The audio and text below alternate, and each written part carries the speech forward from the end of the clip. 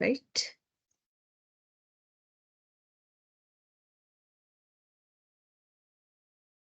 कोई क्वेश्चंस हो अगर आपके तो पूछ लीजिए, पूछना चाहते हैं तो। मैम थाइमस से रिलेटेड डिजीजेस क्या रहती हैं? एक्चुअली थाइमस का ना अभी बहुत अधिक काम नहीं मालूम है कि उसके फंक्शंस क्या हैं, तो इसलिए उसकी डिजीजेस भी मोस्टली बहुत ही रेयर होती हैं कि लाखों में से किसी एक को हो। और वो चूंकि बहुत प्रैक्टिस में नहीं रहती इसलिए मैंने उसको नहीं लिया है, क्योंकि हम लोगों को कुछ ऐसे कॉमन डिजीज पर ही बात करनी है जो आसपास हमारी अक्सर देखी जाती है।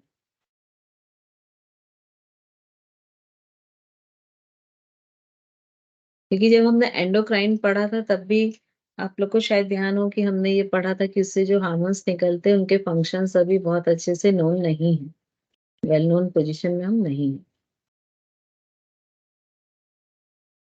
मैम जो ये टॉन्सिल्स की जो सर्जरी होती है तो उसमें टॉन्सिल्स रिमूव करेंगे तो रिमूव करने के बाद काम हो जाता है, मतलब जो सटकने या यही मतलब इसका काम होता है जो टॉन्सिल्स के मेन फंक्शंस होते हैं।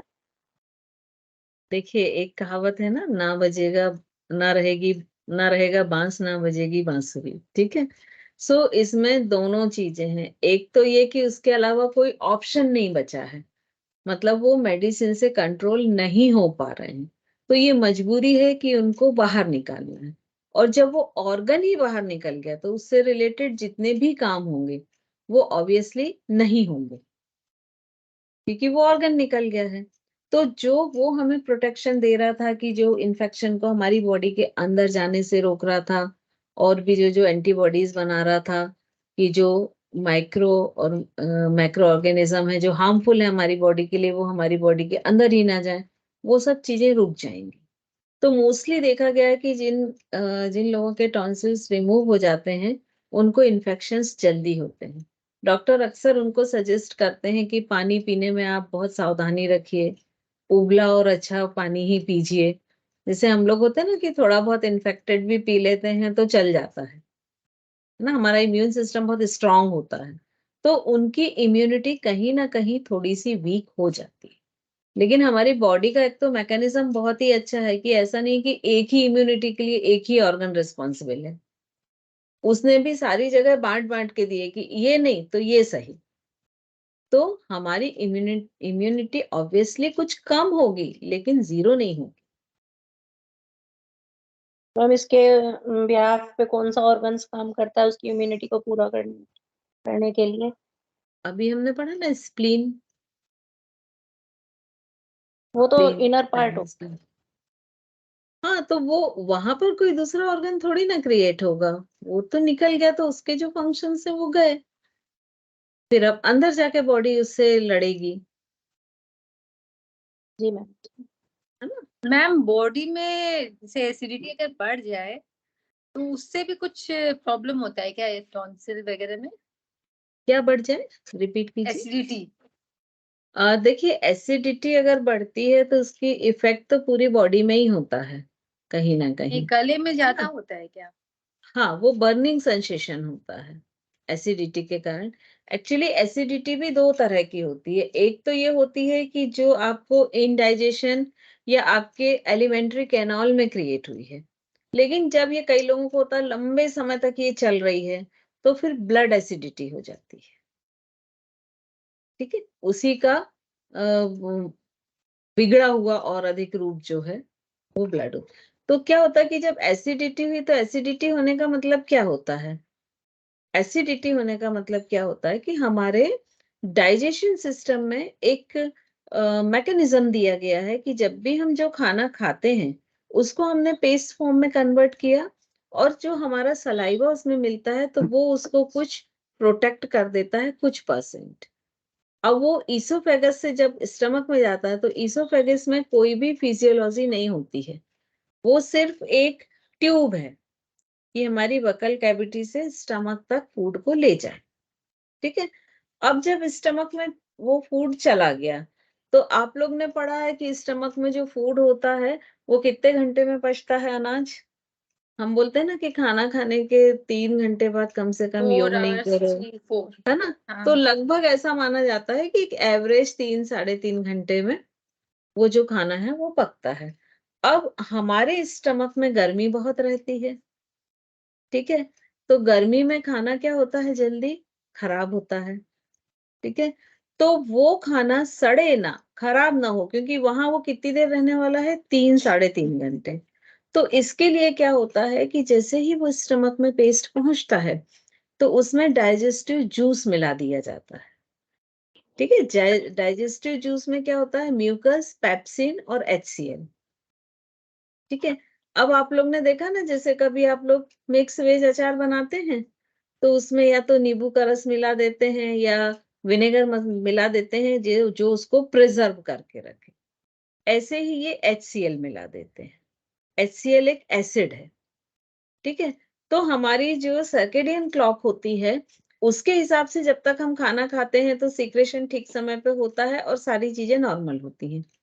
लेकिन क्या करते हैं कि जब हम अपनी उस क्लॉक को फॉलो नहीं करते हैं तो ये जो डाइजेस्टिव जूस है, जैसे हमने सलाइवा का देखा था कि हमने याद भी किया तो वो सलाइवा सीक्रेट हो गया, तो अंदर डाइजेस्टिव जूस भी सीक्रेट होगा, क्योंकि सीक्रेशन का तो जो रूल है वो यूनिवर्सल है ना? तो जब हमने थोड़ा सा फिर कुछ खा लिया, फिर थोड़ा सा खा लिया, लेकिन वो जो सीक्रेशन होता है वो तो एक सर्टेन अमाउंट में होता है। तो नतीजा क्या होता है कि हमारे स्टमक में एसिड बढ़ने लगता है, क्योंकि उसमें HCl, हाइड्रोक्लोरिक एसिड उसमें इन्वॉल्व है। तो जब वो एक्सेस होने लगता है तो हमको एसिडिटी होने लगती है। अब जब वो एसिडिटी पहले तो उस स्टमक तक रही, अब एक समय ऐसा है कि वो और बढ़ गई, तो आपको चेस्ट के पास ये जो हमारा ईसोफेगस होता है, यहाँ पर बर्निंग सेंसेशन होता है। और जब वो और बढ़ गई तो यहाँ बर्निंग सेंसेशन होने लगता है। और जब वो और बढ़ती है तो कई बार वो एसिड रिवर्स आपके मुंह में भी आ जाता है, तो एक वो खट्टापन या वैसा फील होता है। तो चूंकि जो ये HCl एसिड है ये इतना स्ट्रांग होता है कि इसमें अगर आप एक ब्लेड डाल दें तो वो भी घुल जाएगी। तो ऑब्वियसली ये जहां जहां भी टच करेगा ये हमारी बॉडी के ऑर्गन्स को कुछ ना कुछ डैमेज करेगा। तो उस सेंस में कि जब आपके ये गले तक आएगा, बर्निंग सेंसेशन आप फील कर रहे हैं, इट मीन्स आपके टॉन्सिल्स को भी ये इफेक्ट तो करेगा ही, आपके वोकल कॉर्ड, आपके टॉन्सिल्स सभी को करेगा। मैम पैर के तलवों में जो ये जलन होती है वो किस वजह से होती है? एसिडिटी के कारण? नहीं, एसिडिटी उसकी वो जब हाइपर बहुत हो जाती है, ब्लड एसिडिटी तक रीजन हो जाता है, एक तो तब जलन होती है और बहुत सारे उसके कारण होते हैं। कई बार सर्कुलेशन प्रॉपर ना होने के कारण भी जलन होती है। तो रीजंस बहुत सारे होते हैं। यूरिक एसिड की वजह से भी होती है क्या? यूरिक एसिड की वजह से भी होती है, तो मेरी बहुत माँ सारे को रीजन। आर्थराइटिस है तो उनको ये बहुत होती है, प्रॉब्लम बहुत ज्यादा रहती है। इसीलिए मैं हमेशा बोलती हूँ कि प्रॉपर डायग्नोसिस के बिना अपना काम शुरू ना करें, क्योंकि कोई भी, हमारी सारी बॉडी एक यूनिट है ना? ऐसा नहीं अगर हम आंख के लिए काम कर रहे हैं तो उसका हमारी नाक पे या कान पे असर ना पड़े। वो भले ही हम आंख के, सबसे बड़ी विडंबना यही है कि देखिए आंख के लिए हम काम कर रहे हैं और चूंकि आंख, नाक, कान, मुंह ये सब चीजें इंटरनल आपस में जुड़ी हुई हैं, तो वो इफेक्ट तो सभी पर करेंगी ना। बस ये होगा कि हमारा जो टारगेट ऑर्गन है उस पर थोड़े इफेक्ट ज्यादा होंगे, बाकी पे थोड़ा कम होगा, लेकिन इफेक्ट तो सभी पे होगा। तो बॉडी में आप जब भी कुछ करते हैं तो वो पूरी एक यूनिट की तरह ही कार्य करती है। तो हमेशा कोशिश करें कि पहले अगर कोई भी प्रॉब्लम हो, चाहे आपको हो चाहे आपके किसी लव वन को हो, तो कोशिश करें कि पहले उसके एंड तक पहुंचे कि उसका रीजन क्या है, उसके बाद ही उस पे काम करना शुरू करें। मैम इसके लिए कौन सी और कौन से आसन करने चाहिए एसिडिटी कम करने? वो हम डाइजेशन सिस्टम जब पढ़ेंगे तब, अभी अपन थोड़ा पॉइंट मतलब रिलेटेड क्वेश्चन पर ही रहें तो इजी रहेगा मेरे लिए भी आपके लिए भी, नहीं तो मैं भी भटक जाऊंगी, आप भी भटक जाएंगे। तो अभी जो हम पढ़ रहे हैं इससे रिलेटेड जो क्वेश्चन हो वो ही करें। मैम जैसे ना मेरी बेटी है तो उसको भी टॉन्सिल की थोड़ी सी दिक्कत, टॉन्सिल की तो नहीं बट है ना उसको खराश बहुत होती है, जरा सा भी कुछ खा ले कर ले सुबह, जब तक 10-20 बार सुबह उठ के खौंखा ना कर लेगी तो उसका दिन ही शुरू नहीं होता है। तो ये किस चीज का है, ये क्या होता है गले से कफ उसको? कफ अधिक है उसको, इसलिए ये प्रॉब्लम है। कफ उसके ट्रैक में फंसता है तो उसको फिर खांसी आती है। नहीं वैसे सर्दी जुकाम वगैरह कुछ नहीं होगा, बस वो नहीं, कान में और कफ उसके होगा ना, गले में। लेकिन इंटरनल कफ होगा ना इसको, है ना। उसको हमेशा ही रहता है ये इंटरनल, वाला दिक्कत, हाँ, मतलब कि उसको जैसे आप ऐसा करिए, कम से कम 15 दिन तक रोज रात में भुने हुए चने होते हैं ना हमारे सिंपल, वो थोड़े से खिलाइए और उसके बाद सुला दीजिए। उसके बाद फिर पानी वगैरह कुछ भी ना लें। तो जो भुना हुआ चना होता है ना, वो हमारी बॉडी में एक्सेस कफ को सक कर लेता है, ये उसकी प्रॉपर्टी होती है। तो आप उसको जब तक आपको ऐसा नहीं लगता है कि वो कम हो रहा है, खत्म हो रहा है, तब तक आप उसको ये करिए। क्योंकि भुने चने खा के सोना, मेरे ख्याल से उसमें कोई भी ड्रॉबैक नहीं है, प्रोटीन तो मिलेगा ही हेल्दी है और वो तो। अच्छे हेल्दी ही माने जाते हैं। तो आप एक छोटी मुट्ठी उसको रात में खिला के और सुला दीजिए, तो डेफिनेटली उसका जो एक्सेस कफ है वो कम हो जाएगा। Thank you ma'am. वेलकम। चलिए, सभी के क्वेश्चंस हो गए कंप्लीट।